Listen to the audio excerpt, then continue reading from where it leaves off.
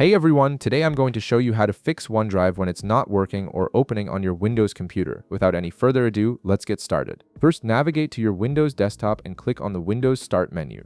This is typically located in the bottom left corner of your screen and is represented by the Windows logo icon. Once you click it, the Start menu will open up, giving you access to various system functions and search capabilities. Now, here's where we're going to fix the issue. To resolve OneDrive not working or opening, we need to use a built-in reset function that comes with the OneDrive installation. This reset tool acts as a clearing mechanism specifically designed to troubleshoot and fix problems with your OneDrive app without affecting any of your stored files or data.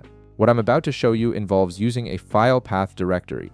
I recommend pausing the video at this point so you can accurately copy the complete file path I'm displaying on screen. The path you need is %local app data %Microsoft OneDrive /OneDrive.exe /reset.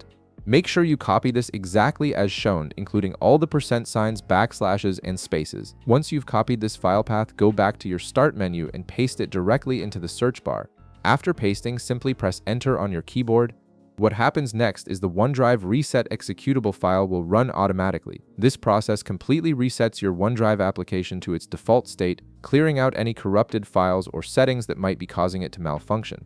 The great news is that this reset process is completely safe and won't affect any of your actual files stored in OneDrive. Your documents, photos, and other data will remain intact and untouched throughout this entire process. Now you'll need to wait a few moments while the reset completes.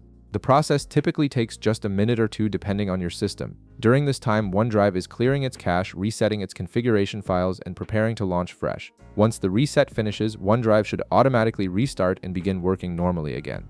And that's how you fix OneDrive when it's not working or opening. If this video helped you out, be sure to leave a like, subscribe, and I'll see you in the next one.